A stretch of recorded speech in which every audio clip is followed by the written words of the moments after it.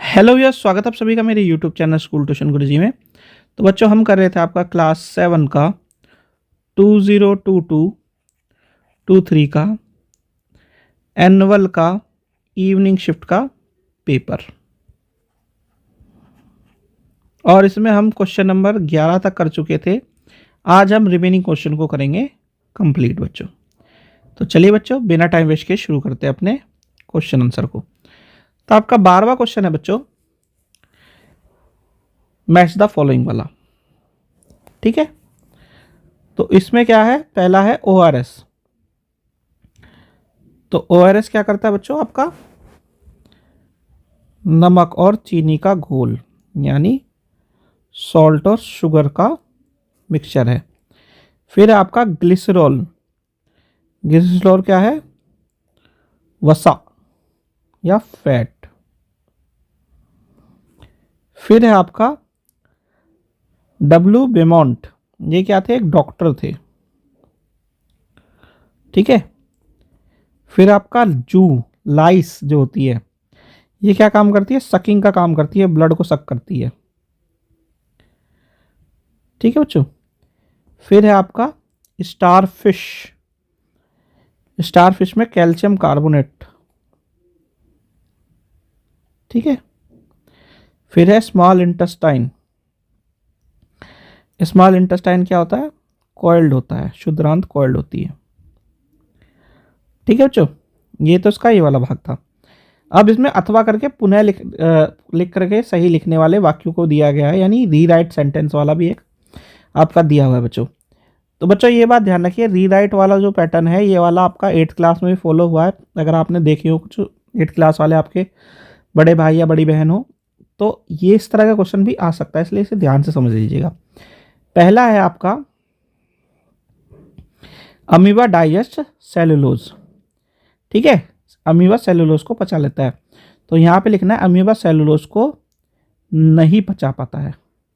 ठीक है ना, अमीबा कैन नॉट डाइजेस्ट, यहाँ पे कैन नॉट लिख देना है, कैन नॉट। फिर इसका दूसरा भाग बच्चों, भोजन में वसा का स्रोत जंतु है। ठीक है ना, the source of fats in food are animals. तो एनिमल्स एंड प्लांट्स, यानी जंतु एवं पादप हैं।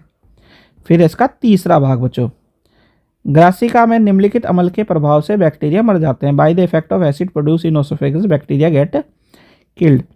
तो इफेक्ट जो प्रोड्यूस होता है वो होता है स्टोमक में बच्चा, स्टोमक में बच्चों, जिससे बैक्टीरिया किल्ड होते हैं, आमाशय जिसे बोलते हैं, वहां पे होता है ये। फिर है आपका चौथा भाग इसका, मनुष्य में सभी दांतों की आकृति एक समान है। The shape of all teeths are same in human beings. तो इसकी जगह क्या लिखना है, the shape of teeth are different in human beings, यानी मनुष्य में सभी दांतों की आकृति असमान है। ठीक है। फिर है आपका पांचवा, उल्टी करते समय भोजन गले से नीचे की ओर आमाशय में चला जाता है। During vomiting food goes downward from neck to stomach. इसका उल्टा लिखना है कि during vomiting the food goes upward from stomach to neck, यानी उल्टी करते समय भोजन गले से ऊपर की ओर, आमाशय से ऊपर की ओर चला जाता है। ठीक है। फिर है आपका इसका छठा भाग, छठा भाग क्या कहता है, घास में अमीनो एसिड की अधिकता होती है, यानी the grass is rich in amino acid. तो अमीनो एसिड नहीं बच्चों, वो सेलुलोज में रिच होता है, सेलुलोज ज़्यादा होता है उसमें। ठीक है बच्चों, चलिए आगे बढ़ते हैं बच्चों।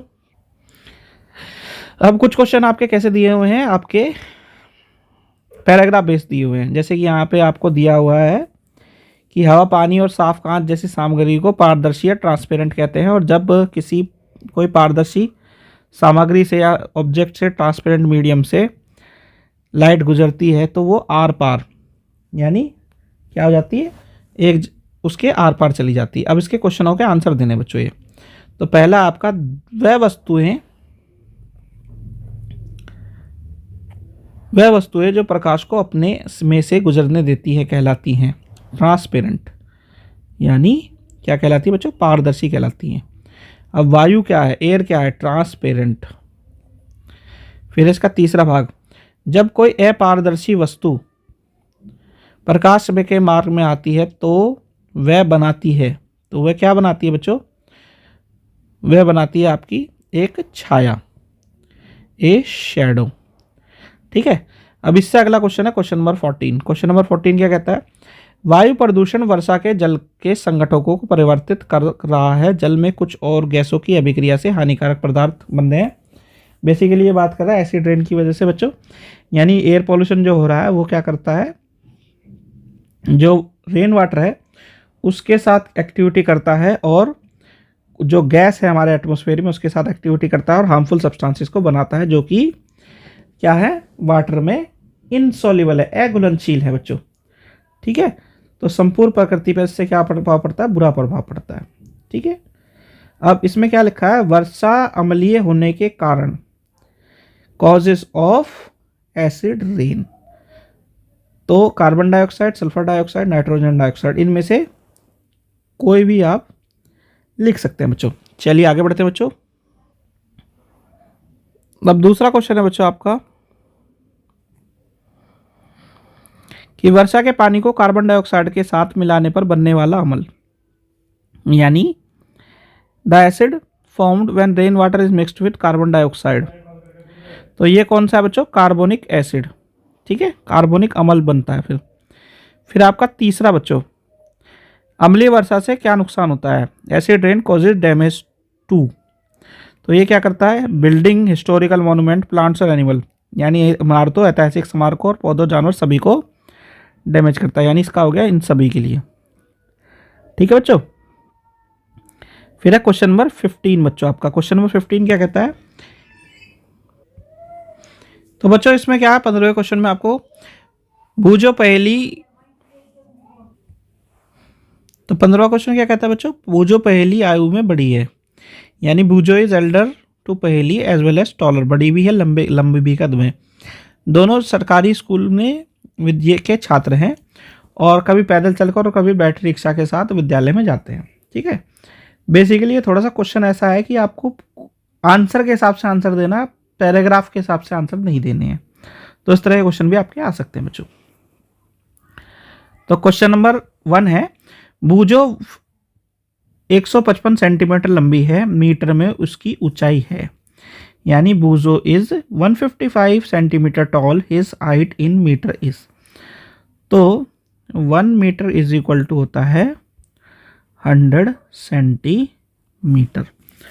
तो इस हिसाब से क्या हुआ, ये हो गया इसका आंसर 1.55 मीटर।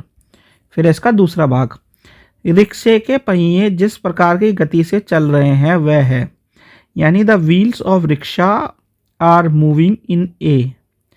तो रिक्शा कैसे मूव करते हैं बच्चों? पीरियोडिक मोशन में। ठीक है, आवर्त गति में, यानी अगर एक यहाँ पे लिखा है तो ये यहाँ आएंगे, यहाँ तक पहुँचेंगे, फिर वापस यहाँ आएंगे, फिर इस तरह चलते चले जाएंगे। ठीक है ना, ये क्या करेंगे? आवर्त गति में मोशन करेंगे, जिसे हम पीरियोडिक मोशन कहते हैं। फिर आता है बच्चों आवर्त गति है, पीरियोडिक मोशन क्या है? तो पीरियोडिक मोशन क्या है बच्चों? आगे पीछे की गति, यानी टू एंड फ्रो मोशन। ठीक है बच्चों, ये है आपका आवर्त गति। तो बच्चों यहाँ पे होता है ये वाला पेपर आपका कंप्लीट। आशा करता आपको वीडियो अच्छी लगी होगी। नेक्स्ट वीडियो में करेंगे अब अगले पेपर को। Thank you.